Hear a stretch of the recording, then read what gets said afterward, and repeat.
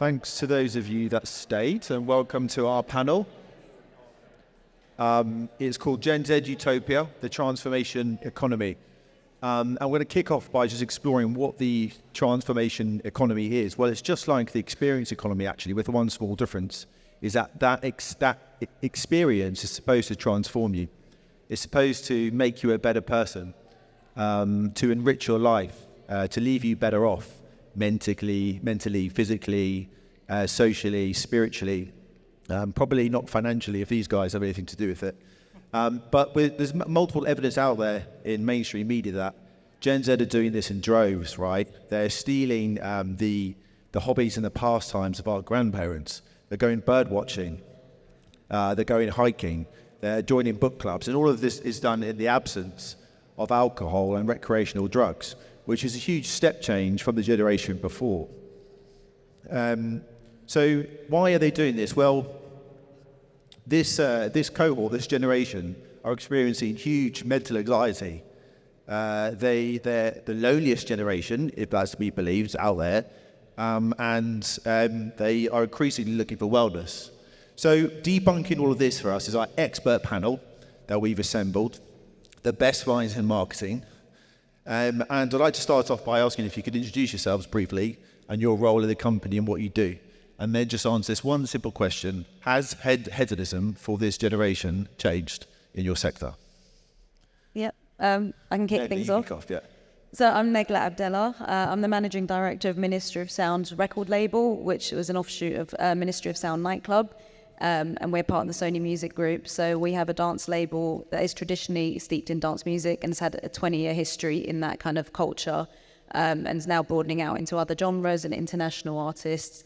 I think for us, we've definitely seen hedonism kind of fall away over the last few years. And I think the biggest shift for us we saw was in lockdown. I think as the world kind of stopped and slowed down, people kind of were investing more into their mental health and wellness.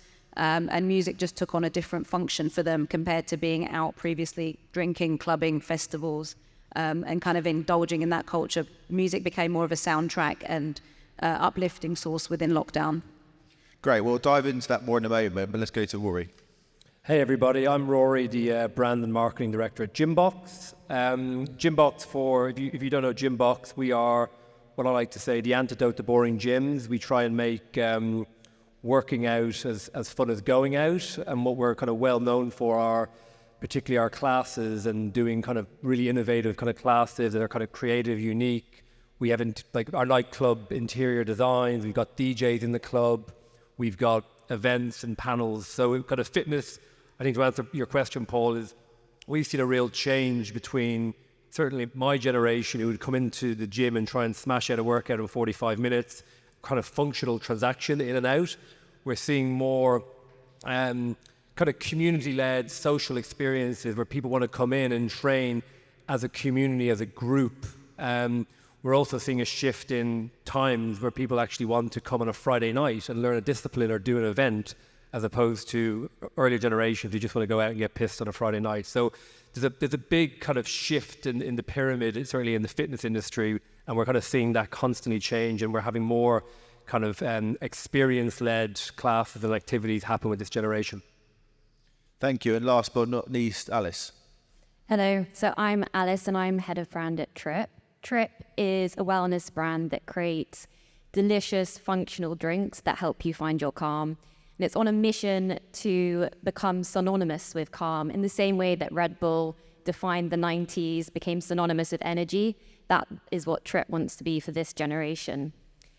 In terms of how hedonism has changed for this generation, I think what we're seeing is that people still want that same end goal. They still want to relax, they still want to unwind, they still want to let go of themselves in the evening. But what they're choosing to do that is change. So before we might reach for a drink, an alcoholic drink, a glass of wine, a tequila shot, whatever that might be, today's generation are using ingredients that are more natural, such as like CBD, to help them relax and unwind without the negative or toxic effects that they might find from alcohol. Okay, great. And listen, that's a great place to dive in, actually, because alcohol was on this stage earlier. There was a report talking about how Gen Z are behaving differently with the consumption of it. But look, I don't want to speak for us guys on stage. I don't want to speak for everyone in the room, but certainly my generation, millennials, alcohol played and continues to play a massive part of my life, right? Obviously all in balance, thank you very much. But how do you grapple with that as an owner of a wellness beverage brand then, Trip? Are you saying it replaces alcohol? Is it all about balance? And how are you witnessing Gen Z uptake with your product and how they use it? Yeah, so we try not to be prescriptive. We don't want to be preachy. We don't want to be alcohol shaming. What we do point out are the benefits that CBD or the ingredients we use, what benefits they have as an alternative to alcohol. So for Gen Z, a lot of the reason why they're turning away from alcohol is the negative emotional impact that it has. So they still want the benefit, which is you get to feel like a better version of yourself, you feel more relaxed, but they don't want that anxiety you get the next day.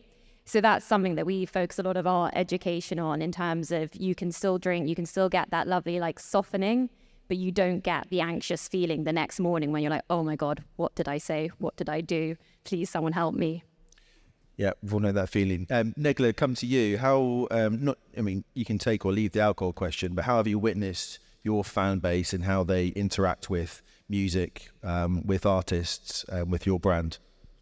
I think music's taken on a different role nowadays. I think there's definitely more of a music for function role in people's lives. I think with the kind of investment in well-being, mental health, fitness, we are finding that audiences are streaming or listening to music more as a soundtrack to their gym workout or as an evening relaxation. I think post-pandemic, a door that opened for us was music for wellness. So we have kind of embarked on relationships with brands that look after music for sleep, music for relaxation, meditation, and music can still fit in those spaces. We've done campaigns where we've reworked an artist's album to be a meditative version of it where the tracks were 45 minutes long, and we've seen really good uptake on that. So I think it passed people kind of not just listening to music or discovering music when they were at a club or a festival or a gig. They're now discovering music through wellness and function in their life and the role that it can play in that way. Okay. And I guess music has always had a transformative part of our lives, right? It's always made us feel better, whatever emotional state we're going through. Are you finding that Gen Z are sort of stripping back the layers on that and want a bit more of a purist music experience, whether that's via direct proximity to the artist or whether it's from an experience which you might lay on for fan bases? How's that looking? Yeah, I think the advent of social media with the earlier platforms like Facebook and Instagram brought artists and audiences closer to each other. You can follow your favorite artists. You can kind of see behind the curtain per se and see what they do in their day-to-day lives. And audiences felt like they got to know their favorite artists better. But I think now they want to connect with the artists on a kind of more direct level, but they also want to connect with other fans and audiences, and kind of it goes back to that point of community. So we are seeing success with things like broadcast channels, WhatsApp channels, Telegram, Discord, where artists can go in and kind of reward their super fans who are the most engaged with direct interactions. But then the fans are also connecting with each other in those spaces to then transfer that into a real life kind of community. Okay, I mean, that's interesting because sometimes these experiences, be they each of your sectors, can be quite singular, just yourself and the artist, but you've touched upon the community here. Rory, talk to us about in the wellness and health industry, be it gym sector or beyond, people are coming together as a community to train, to work out, or is it very much a silo way of operating still? Yeah, so I think there's a few areas to this. I think first of all, you're right. So I mentioned at the beginning, people would come in historically, try and do a quick gym class for 45 minutes, squeeze it in at lunchtime, maybe before work. What we're seeing now is actually people coming in together, wanting to do a two-hour session. So our average gym time in terms of a session has gone from about 50 minutes to 90 minutes on average, because people want to spend more time in the gym. They're investing in their time and community. Funnily enough, today's National Global Running Day, and run clubs, I've read recently, have become the new dating apps. Like, people are actually coming to these communities, meeting up and finding short-term, long-term partners, whatever that might be for them. But the point is, they're not having to go to pubs, clubs all the time to find these people. People are coming together, finding like-minded individuals and forging longer term relationships with them as a community.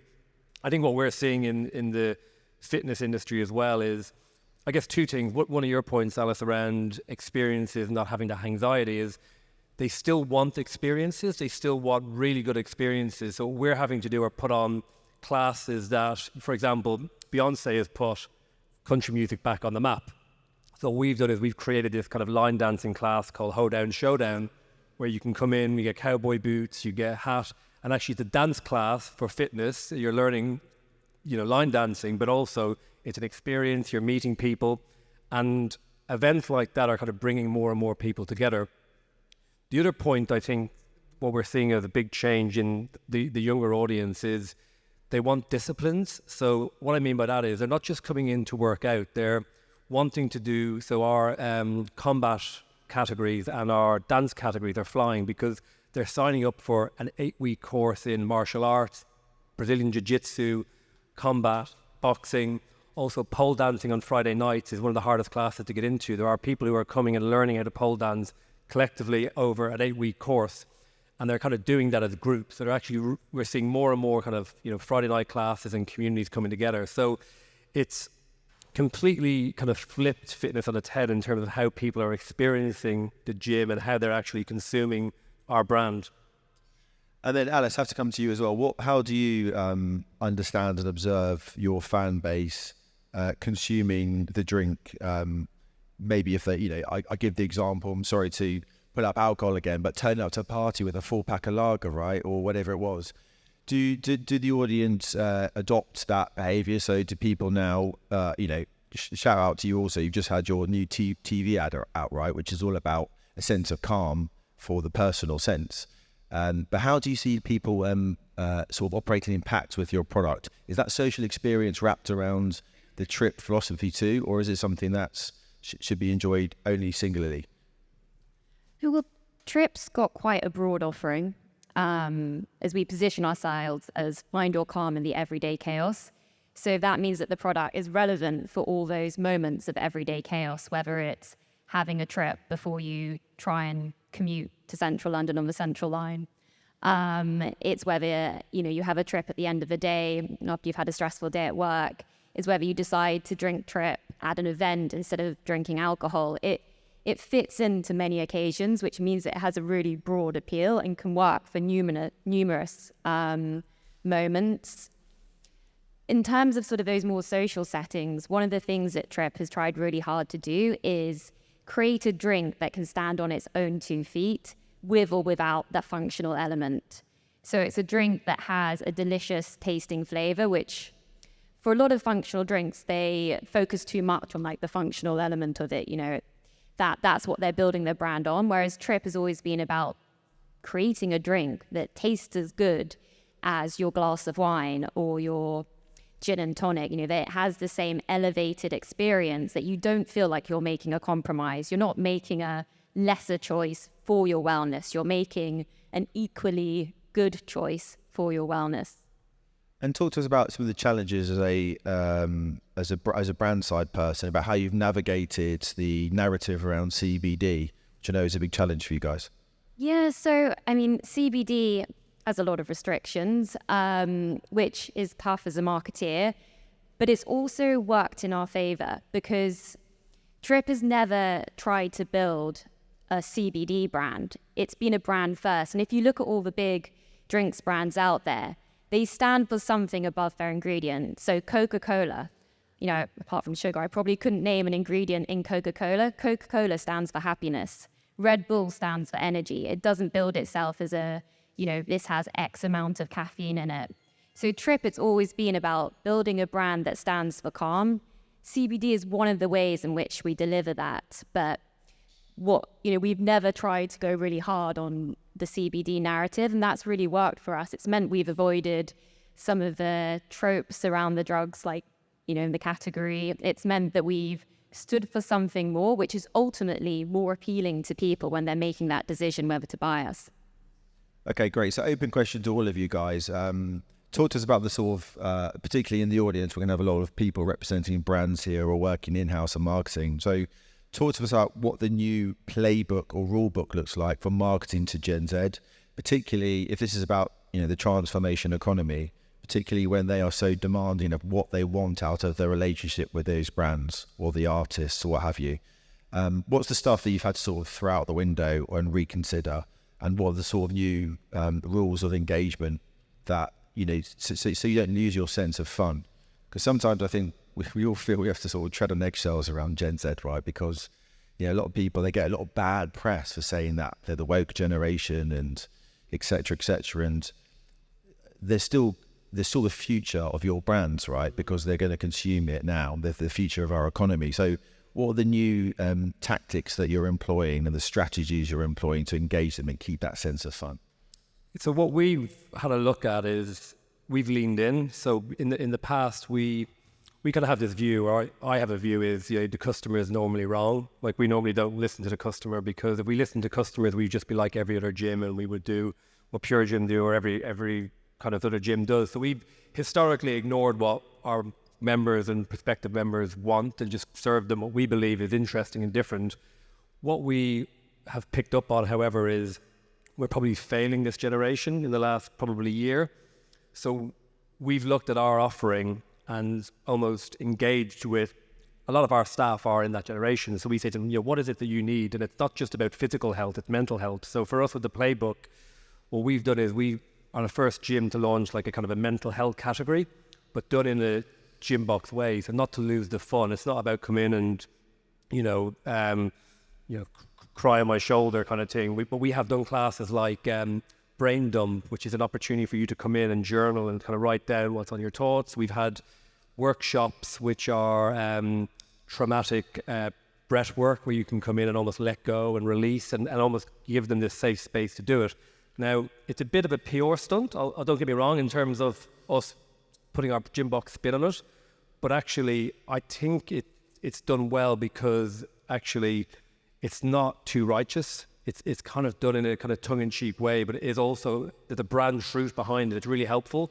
So our playbook, or my advice to people, is actually lean into it and actually understand what they really want, but don't kind of pander to kind of what, that kind of wokeism or kind of what everybody else is doing. And I think for us, it's layering your kind of brand truth on top of how you kind of talk to this audience.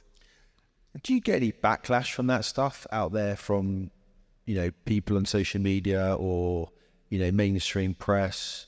Because Gym Box is a gym, you expect physical exercise. Do you get sort of anyone coming after you for that sort of approach? Yeah, we do.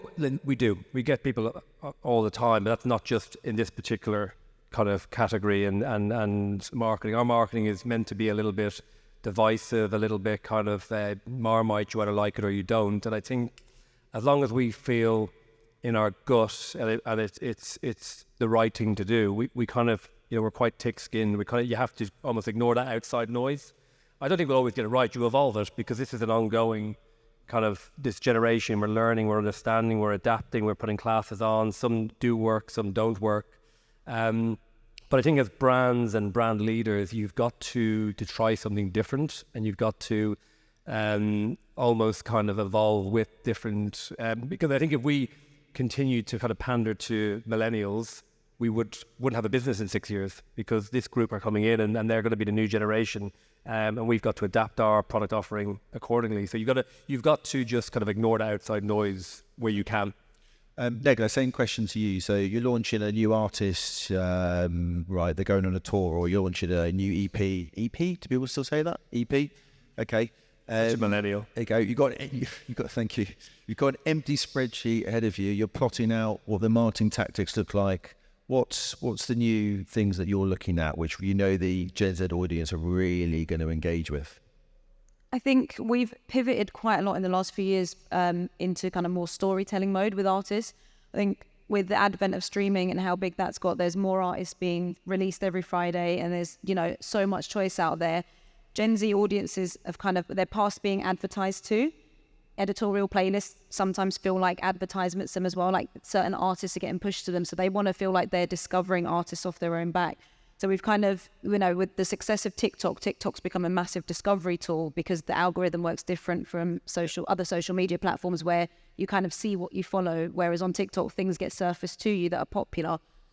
So we've kind of moved into more of a content strategy and a storytelling strategy rather than trying to just hit people over the head with advertising. Here's a new single, it's out now. Here's a new tour, it's out now. It's like trying to get people to discover artists through multiple different storytelling touch points and then come to the artist of their own choice. I think when people feel like they've made that choice themselves, they tend to stay and invest longer. Yeah. I think the other side of it is going back to that music for function. So a lot of artists, to kind of, developing artists, will get them into more brand partnership opportunities and have different avenues to reach new audiences rather than just relying on trying to reach a core music audience. So touched on fitness as one example, but for Gen Z and for Gen Alpha as our next audience that we're trying to bring in early, gaming is such a massive area, and music is so embedded into the fabric of games. It's almost secondary, but that's how a lot of Gen Alphas are discovering music. And I see it with my own nieces and nephews. They'll just be singing songs from 15 years ago. And I'm like, why do you know that song? Because it pops up on a game somewhere. Grand Theft Auto, yeah. Yeah, so I think we've just kind of moved more into where people are naturally consuming music and trying to live in those spaces rather than just trying to force music down audiences' throats. Okay, and then I've got to ask talked about merch, right? Because merch is like obviously a touch point for your brand.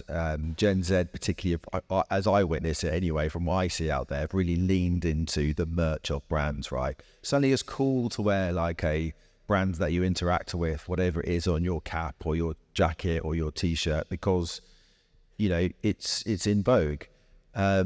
Is that something... I mean, that might be one revenue stream for an artist, but is that in your sort of arsenal as well? Like, people die to wear the sort of artist name on any part of their body. How does that work?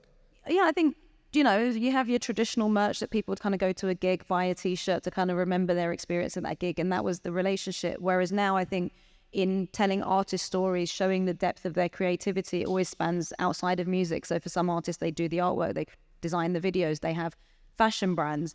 And I think if an artist can tell that story in a really authentic way, then audiences want to consume all parts of their creativity. Now merch is more of it's a fashion brand and an offshoot of their music brand rather than just the kind of secondary t-shirt that you sold at a gig. So you see it with people like Central C. He can sell out an exclusive merch drop the same way that he can, chart a top 10 single just off the power of his fan base and how much they just want to consume everything he's got to put out there. Lucrative stuff. Okay. Just one point on merch as well. We've seen it in the gym world. So the gym has become this kind of fashion catwalk in terms of what people wear. Like, I think when I started fitness, you just throw on any clothes to go to the gym.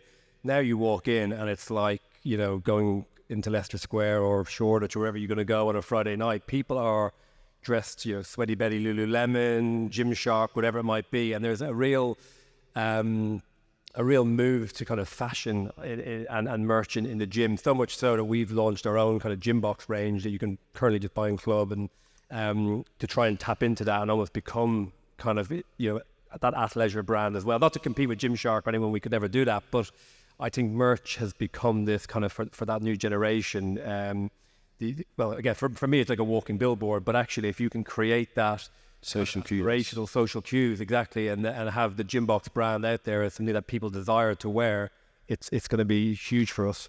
Yeah. Alice, any view on merch for Trip, or are we still a while off that yet? Well, we actually came at merch from a very different reason. So we launched a merch line right at the beginning of Trip, but that was because we couldn't advertise our drinks on Meta because they had CBD in them. So we realized that we could sell merch on Meta, bring them to the site, and then upsell a CBD drink. I think that loophole has now been closed. Yes. But we did have a very successful merch line off the back of that. And I'm always amazed about the amount of people I see walking around London wearing Trip design merch. And I think the secret to success, though, is, it's not just plastering your logo on a t-shirt and hoping that someone's going to wear it. It's seeing that piece of merch as part of the experience. So, giving them something that makes them feel as happy or gives them the same experience as if they were to drink your drink. And that for us was kind of like how we approached designing it. It wasn't just how can we get more people to wear Trip on their baseball cap. It was how can we get people to wear something that makes them as happy as if they were drinking one of our drinks. Yeah, nice. Sorry, we went down a bit of a merge rabbit hole there, didn't we? But all relevant. Just pulling it back to something Negla said, which is around storytelling. And Alice, keeping with you, because I guess Trip is a brand which is still in its infancy, right? You're still articulating the narrative of what that brand is and what it does for the audience. And you need to get it right? So people understand it and get you guys. How long does that period in your sort of brand life last for before you can sort of flip it into more playful storytelling? Once you've landed the kind of key product benefits and the USP of the brand, when can you sort of have more, I guess, a sense of fun about your marketing and not just do the prescriptive stuff? Because I guess Gymbox, even though it's still a young brand, and Ministry of Sound, even though it's still a young brand, has that more flexibility and bandwidth to be a bit more tangential with their marketing, because people get who they are. Probably they've done the pre-work. So at what point in your sort of arc does that sort of stage come along? It's a good question. So I see it in terms of like your traditional marketing, your big brand awareness driving campaigns, for instance. You probably want to wait until you have roughly 70% national awareness before you start playing with your core brand message, which, you know, for Trip, we're roughly 20% right now, which means that all my marketing messaging is around Trip is a drink that helps you find your calm, and saying it as simply as possible, which is, you know, slightly frustrating when all you want to do is do a big creative brand ad and get people crying. But it's really important that, especially when you have a complicated proposition or working with a new category, that you make things as simple as possible. But that doesn't mean to say that you can't do creative things on other channels. So organic social, TikTok, even LinkedIn, those are places where you can have a lot of fun and you can play and you can test more storytelling, more interesting narratives. And some of those catch fire and you can reach millions of people very quickly, but it isn't necessarily your core brand building activity. You know, on a tangent, sorry, I don't know if you remember, but about 4 years ago, we did a class with CBD oil, I think before your time, but basically we came up with an idea with a yoga class, but we got these CBD oil patches that you put on your arm, and we called it Cannabliss. I thought it was quite funny. I see a future partnership opportunity. You clue up? Okay, listen, so sort of wrapping up, where do your categories go from here? Because, you know, sandwiched in between millennials and Gen Alpha is Gen Z, which we're talking about now. Allegedly, millennials' attention spans are 8 seconds. Allegedly, for Gen Z, it's like 1 second. So I don't know what it's going to be for Generation Alpha, but they're the next cohort coming through. Where does your category go next? And do we have to throw, again, that marketing playbook out the window to look after, to have one eye on what's coming next? Negla, let's start with you. I think for both of those audiences in music, I think it's two different approaches. I think with Gen Z, it's creating more of those experiences and bringing people back into the real world post-pandemic. And I think there's a desire for artists to kind of connect on a real level in person, as well as audiences wanting to kind of be back outside, connecting with their peers, other fans of the same music, and kind of building that fandom. With Gen Alpha, I think it's going to be more technology driven. I think, as the panel before said, like, they are so integrated with technology. That's going to be the way to reach them. I don't think it's almost a challenge for us to try and get them early. And I've seen partnerships with, you know, kids kind of toy brands and book brands that have started introducing catalogue artists into it. So there was a campaign to introduce, you know, Gen Alpha to the Beatles and Freddie Mercury and so on. And I think that's going to be our way of listening to older music, was our parents playing it in the house. I think for them, it's reaching them through the technology that they're already using. Nostalgic and cute all in one.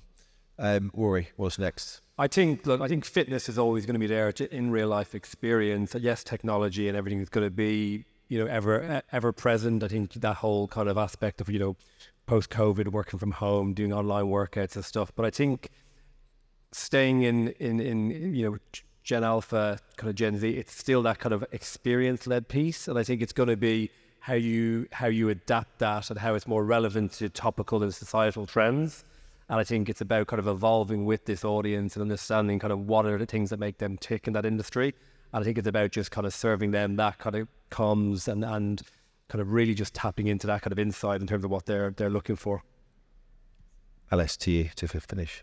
I think for us it would be mainstream. So it seems mad, but when we first launched, no major supermarket would list a CBD drink. Now that has changed, but there's still a long way to go in terms of bringing CBD, bringing functional drinks into the mainstream. But I also think mainstream in terms of this idea of mindful drinking and, not just people being sober or alcohol free. It's the idea of people just drinking more mindfully and that being a very normal thing to have in any social gathering. Okay, I think we're out of time and that's a wrap. Is there any questions from the audience, if that's what we're doing now?